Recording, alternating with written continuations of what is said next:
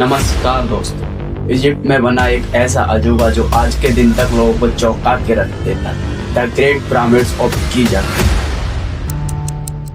147 metre की height पर बनाई गई ये सबसे ऊंची इमारत थी उस समय। करीब 4000 साल पहले इसे बनाने के लिए इतने भारी भरकम पत्थर इस्तेमाल में लिए गए थे कि इस पिरामिड का टोटल वजन 6 मिलियन टन बताया जाता है। अगर हम इसे कंपेयर करते हैं आज की सबसे ऊंची बिल्डिंग बुर्ज खलीफा से, तो बुर्ज खलीफा का भी टोटल वजन 5000 टन बताया जाता है। अब एक सवाल उठता है कि इसे बनाया कैसे गया उस समय पर उन लोगों के पास ना ही क्रेन्स थी, ना ही बेलडोजर, ना ही कोई बड़ी टेक्नोलॉजी, यहाँ तक कि उन लोगों के पास व्हील्स पहिए तक नहीं थे। फिर भी इन लोगों ने ऐसा मोन्यूमेंट बना के खड़ा कर दिया। सोच कर देखो, 4500 साल पुरानी कोई बिल्डिंग बनी रहे, तड़कती धूप, बारिश, तूफान आए, दुनिया में इतनी पुरानी कोई भी चीज नहीं है जो इतने दिनों तक सरवाइव कर पाए। आइए समझते हैं इस पिरामिड का रहस्य आज की इस video. Great Pyramid is arguably the most enigmatic structure on the face of the earth. Built around 2500 BC, it is the tallest structure on Earth for more than 3,500 years. Built as gargantuan tombs of shining white limestone, the pyramids were designed to hide dark secrets of the dead. अगर हम इतिहास में पीछे जाकर देखते हैं तो हमें बहुत कुछ ऐसा देखने को मिलता है कि कब हुआ था और कैसे हुआ। तो कहा जाता है कि इस पिरामिड को बनाया गया था 2516 BC में फैरो खुफू के द्वारा। यह सेकंड राजा थे इजिप्ट के। इन्होंने कितने सालों तक इजिप्ट में राज किया इस बारे में हमें कोई जानकारी नहीं है। कुछ लोग कहते हैं कि 35 से 60 साल तक इन्होंने राज्य किया। एक्जैक्टली हमें नहीं पता कि इन्होंने कितने दिनों तक राज किया। पिरामिड्स नील नदी के पास बने हुए हैं। यहाँ पर यह इकलौता पिरामिड्स नहीं, आप फोटोज और वीडियोस में देखते होंगे इसके पास में 2 छोटे छोटे पिरामिड्स और भी है। इनमें सबसे बड़ा पिरामिड्स है द पिरामिड्स ऑफ गिजा, इसे हम खुफू भी कहते हैं। इससे छोटा पिरामिड्स है पिरामिड्स ऑफ खापरे। कहा जाता है कि इसे खुफू के बेटे खापरे ने बनवाया। और जो ये सबसे छोटा पिरामिड्स है मेनकोरी, इसका पूरा नाम है पिरामिड्स ऑफ मेनकोरी। कहा जाता है कि इसे खापरे के बेटे मेनकोरी ने बनवाया। और जो ये छोटे छोटे 3 पिरामिड्स हैं इनकी बगल में, कहा जाता है कि मेनकोरी ने ये अपनी 3 रानियों के लिए बनवाए। देखा जाए तो यहाँ पर टोटल 124 पिरामिड्स हैं अलग अलग शेप में। कुछ पिरामिड्स तो टूटकर मलबा बन चुके हैं। सबसे अच्छी कंडीशन में जो पिरामिड्स हैं वो हैं ये 3 पिरामिड्स, खासकर द पिरामिड्स ऑफ गिजा। इन्हें एक मकबरे के तौर पर बनाया गया था। यहाँ पर ये अपने फेरोस को दफनाया करते थे। उस समय पर फेरोस राजा को कहा जाता था। इन लोगों का मानना था कि मरने के बाद भी जिंदगी खत्म नहीं होती। भगवान हमारी आत्मा को अंडरवर्ल्ड में ले जाके हमारी आत्मा को जस्टिस करते हैं और जो लोग अच्छे कर्म करते हैं वह हमेशा जिंदा रहते हैं। इसीलिए राजा अपने लिए इसी तरीके के टूम्स बनवाते थे। राजा के मरने के बाद उनकी बॉडीज को मम्मीफाई किया जाता था और एक ताबूत में रख के इन टूम्स में रख दिया जाता। अब आपके मन में एक सवाल जरूर आ रहा होगा कि हमें कैसे पता कि यह एक टूम्स बनवाए गए। इसके 2 कारण हैं दोस्तों। हमें और भी पिरामिड्स मिले हैं इन्हीं के जैसे, जिन पर हमें लेख लिखे हुए मिले हैं। और भी पिरामिड्स हैं वहाँ पर जो अलग अलग शेप में बने हुए हैं, वह भी टूम्स के लिए ही इस्तेमाल किए जाते हैं। जब इसके ऊपर रिसर्च हुई और आर्कियोलॉजिस्ट द ग्रेट पिरामिड्स के अंदर गए तो उन्हें वहाँ पर 3 रिलैक्स मिले। और आप जो ये स्क्रीन पर ताबूत देख रहे हैं, कहा जाता है कि ये खुफू का ताबूत। इसके ऊपर लोगों ने अपनी अलग अलग थ्योरीज भी बनाई। एक बड़ी ही पॉपुलर थ्योरीज है दोस्तों कि ये पिरामिड्स एक पावर प्लांट थे। उस समय पर इन पिरामिड्स से लाइट बनाई जाती। इसके एविडेंस पर दिखाते हैं इस पिरामिड्स के ऊपर बनी हुई पेंटिंग्स और कहते हैं कि इजिप्ट के लोग बड़े ही एडवांस टेक्निकल थे। अगर उस समय पर पिरामिड से लाइट बनाई जाती थी तो उसका कोई एविडेंस क्यों नहीं मिला आज तक। एक और थ्योरी बनाते हैं अमेरिका के बेंकसोम 1998 में। उनका कहना था कि यह पिरामिड्स एक अनाज भंडार है।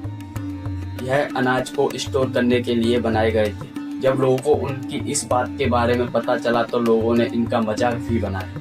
अब हम आते हैं अपनी बात पर, द ग्रेट पिरामिड्स ऑफ गिजा को कैसे बनाया गया। यही वो मुश्किल सवाल है कि उस समय पर उन लोगों ने 147 मीटर ऊंची इमारत कैसे बना दी इतने बड़े बड़े पत्थरों से। इन पत्थरों का वजन 5.5 टन से लेके 80 टन तक था। और इतने बड़े बड़े पत्थरों को इतनी बारीकी से काटा गया, जबकि उस समय पर कुछ काटने के लिए भी नहीं था। और कैसे एक के ऊपर एक पत्थर रख के इन्होंने यह पिरामिड्स बनाए, और ये सब इन्होंने 20 सालों के अंदर कर दिखाया। कई मूवी और वीडियोस में दिखाया जाता है कि पर जो लोग इस पिरामिड को बनाने के लिए काम करते थे वह गरीब लोग थे। जो इनके मालिक होते थे वह इनको मार पीट कर काम करवाया करते थे। काफी लोगों को अभी तक यही लगता है, लेकिन ऐसा नहीं है दोस्तों। उस समय पर पिरामिड्स को बनाने के लिए जो लोग काम करते थे वो हाईली स्किल्ड लेबर थी। उन्हें भूखा रखे मारा पीटा नहीं जाता था। यह लोग शहर में रहते थे कंस्ट्रक्शन के पास, और इन्हें अलग अलग सीजन में कम्युनिटी मेंबर से सपोर्ट भी मिलती थी। जैसे कि किसान लोग खेती ना कर रहे हों, वो आ जाते अपने फ्री टाइम में काम करवाने। किंगडम के लोग बड़े ही एक्साइटेड थे इस नेशनल प्रोजेक्ट के सक्सेस को लेकर। वो अपने राजा में बहुत विश्वास रखते थे। टोटल देखा जाए तो 20 से 30 हजार वर्कर काम कर रहे थे इस कंस्ट्रक्शन में। यह लोग दिन में 8 से 10 घंटे काम किया करते थे। अगर मटेरियल की बात की जाए तो 5.5 मिलियन टन लैमस्टोन, 8000 टन ग्रेनाइट्स और 5 लाख टन मोर्टार का इस्तेमाल किया गया इस पिरामिड को बनाने में। और ये पत्थर लाए गए ही आसपास से ज्यादा असबान से, जो कि इजिप्ट से 800 किलोमीटर दूर था। अब सवाल यह है कि उस समय पर इन पत्थरों को काटा कैसे जाता था। उस समय पर कॉपर सबसे कॉमन मेटल इस्तेमाल किया जाता था। जो टोल्स बनते थे, जो ज्यादा हार्ड पत्थर होते थे, उन्हें ये काटा करते थे डोलराइट्स। इनका पत्थर काटने का तरीका बड़ा ही यूनिक था। पत्थरों के अंदर जो क्रैक होती थी उनके अंदर ये वुडन बने हुए बेचिस को डाल देते थे, जो कि पानी में भीगे हुए होते थे।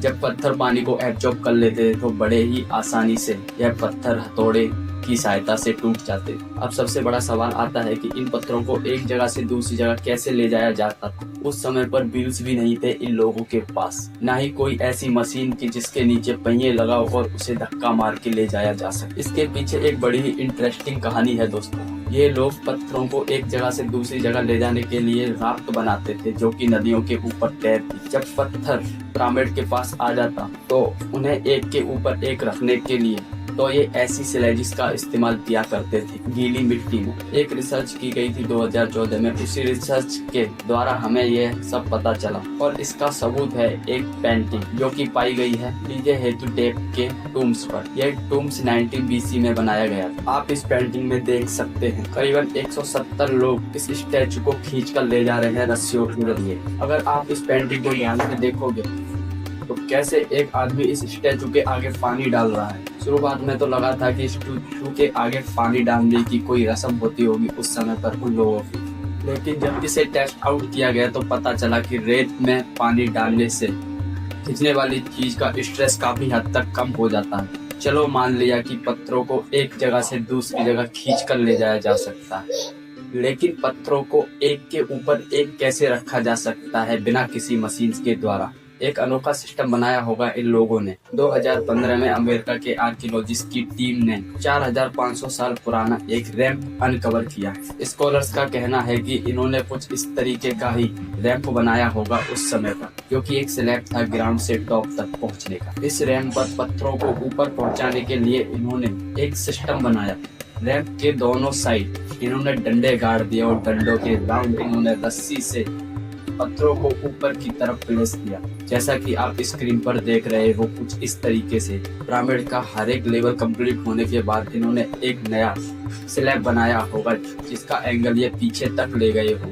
एक और थ्योरी है वो कहती है कि इन्होंने एक सिस्टम इस्तेमाल किया होगा पत्थरों को एक के ऊपर एक रखने के लिए। आप इस पेंटिंग में देख सकते हो ये कैसे काम करता है। एक पॉइंट ले लिया जिसकी हाइट थोड़ी ज्यादा हो, उसके बीच एक डंडा लगाया और एक तरफ पर पत्थर को बांधा, दूसरी तरफ कुछ भारी वजन डाला और उसे ऊपर की तरफ प्लेस कर दी। स्कॉलर्स का मानना है कि कुछ ऐसे ही सिस्टम का इस्तेमाल किया करते थे ये अपने खेतों में पानी लगाने के लिए। लेकिन सबसे बड़ा सवाल यह है कि हम सब जानते हैं कि पिरामिड्स को 20 सालों के अंदर बनाया। 20,000 लोग अगर एक करके यहाँ पर पत्थर ट्रांसफर करते तो हर 4 से 5 मिनट पर यहाँ पर एक पत्थर प्लेस होना चाहिए था। ये थ्योरी सुनने से हमें लगता नहीं कि इस स्पीड से उस समय पर इसी रीजन से ये आज तक एक मिस्ट्री बनी हुई है।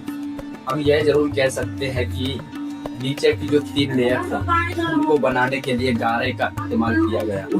अब बात करते हैं इस पिरामिड की डिजाइन।